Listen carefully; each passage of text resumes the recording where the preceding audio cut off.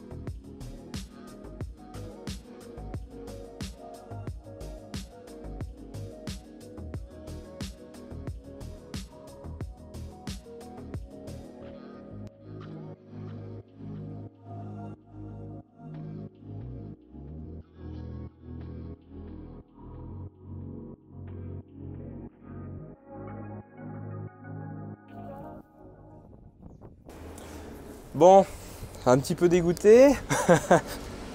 La tâche pour le deuxième là marche pas, c'est pété. Donc du coup, il faut que j'en rachète un petit peu des plus solides. Donc voilà, sinon voilà, c'est fait, hein, rapide, hein, juste du transfert, doublé. Donc là, on va tester en ayant simplement doublé et on voit si ça tient quoi. À un moment fatidique, croise les doigts. Voilà, croise les doigts.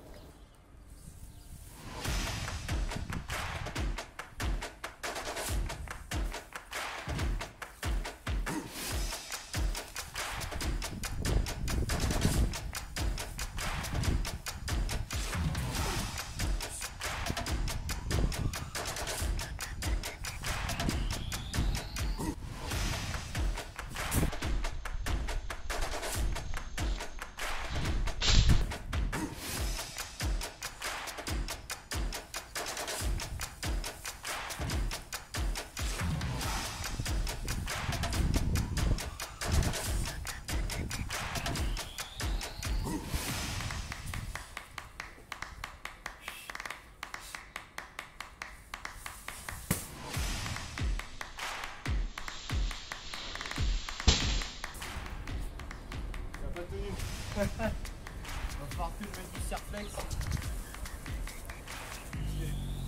Là, il va pas tenir. Oh, il va falloir la rouler, hein. Pas grave, tant pis.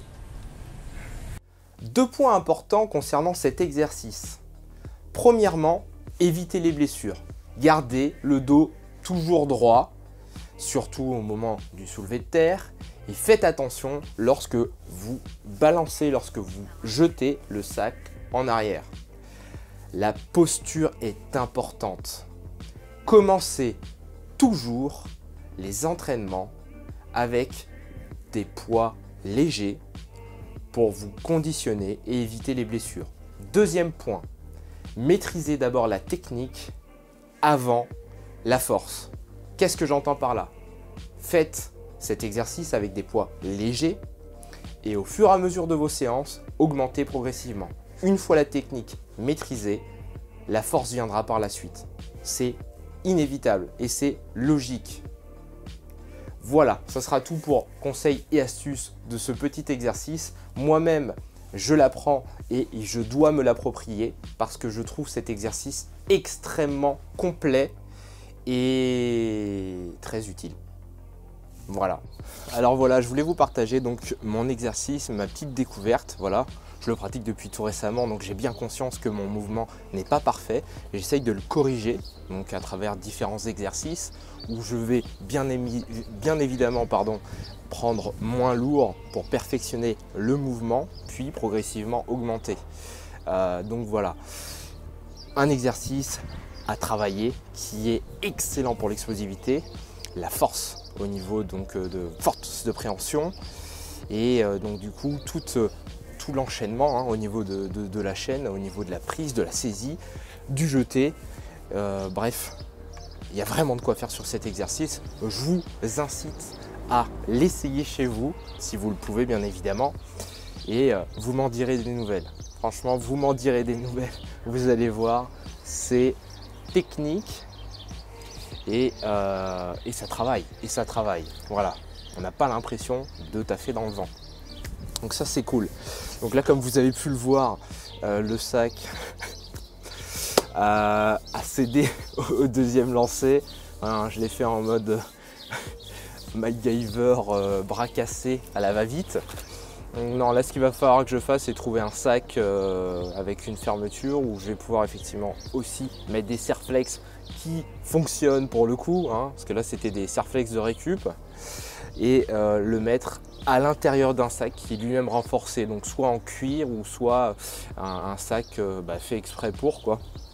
Donc on va voir ce qu'on trouve, parce que là c'est clair que au bout d'une session il va se déchirer, Donc j'espère que vous m'entendez encore avec le vent, bref, donc voilà. En tout cas j'espère que cet exercice vous plaira et que cette vidéo vous a plu également. N'oubliez pas, abonnez-vous, likez la vidéo et commentez-la. Et nous on se retrouve dans une prochaine vidéo. Ciao.